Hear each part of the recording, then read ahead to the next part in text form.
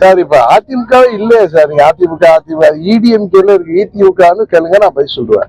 அதிமுகங்கிறது இருக்கு இல்லையே. நான் அதை சொன்ன வந்து நம்ம தம்பி மதுரையில இருந்து கேசட் போடுவாரு, அவர் பேர் என்ன, உதயகுமார் கோச்சிக்கிறாரு. நீங்க யாரு எங்களை எல்லாம் ஒன்னாக்கிறாங்க உங்களை கூட்டமா?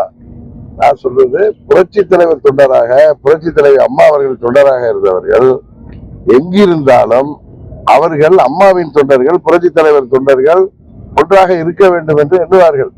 நாங்க இப்ப அம்மா மக்கள் முன்னேற்ற கழகம் ஆரம்பிச்சோம்னா நாங்களா ஆரம்பிச்சோம்? ஆரம்பிக்க வைத்தவர்களே நீங்க தானே. உங்க தலைவர் கொல்லிக்கட்டையார 17ல இருந்து சொல்ல ஆரம்பிச்சிட்டீங்களே. இப்பொழுது செங்கோட்டையன் அவர்களை செய்து தலையில கொழுந்து விட்டு எரிய செய்திருக்கிறீங்களே. அதை சொன்னா நீங்க வருத்தப்படுறீங்க.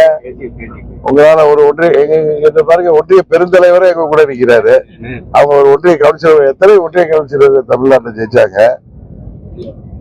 எத்தனை மாநகராட்சி கவுன்சிலர்களே எங்க இதுல 3 பேர் ஜெயிச்சாங்க. உங்க அளவுக்கு எங்கள்கிட்ட பலபலம் இல்லைனாலும் நாங்கள் அந்த உள்ளாட்சி தேர்தலில் எங்க இதுல 2 ஒன்றிய சேர்மனா இருக்காரு. 18ல ஒரு 2-3 தான் தோற்றாரு, இதெல்லாம் ஜெயிச்சு வந்தாரு.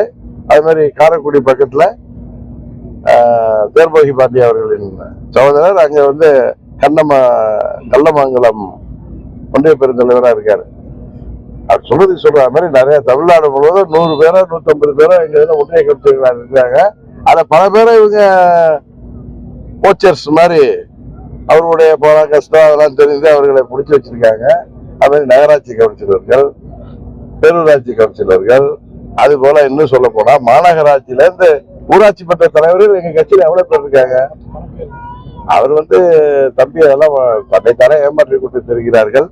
போன தேர்தல்ல நாங்க எம்எல்ஏ ஆகல, எம்பி ஆகல, ஆனா உங்க ஆட்சி வந்துச்சா? பலாயிரம் கோடி செலவு செய்தீங்க. அந்த பணத்தை எல்லாம் ஒரு ஃபேக்டரி கட்டிருந்தா தமிழ்நாடு முழுவதும் 5 அல்ல 10 ஃபேக்டரி கட்டி 1 லட்சம் பேருக்கு வேலை கொடுக்கிறவங்க பெரிய ஃபேக்டரிகளை உருவாக்கி இருக்கலாம். ஆனா என்ன, நீங்க இந்த சட்டமன்ற எதிர்கட்சி தலைவர் ஆகிறதுக்கு அவ்வளவு முயற்சி. இந்த முறை அதுவும் நடக்க போவதில்லை. தமிழ்நாட்டு மக்கள் அனுமதிக்க போவதில்லை. அதனால் நீங்கள் திருந்த போவதில்லை.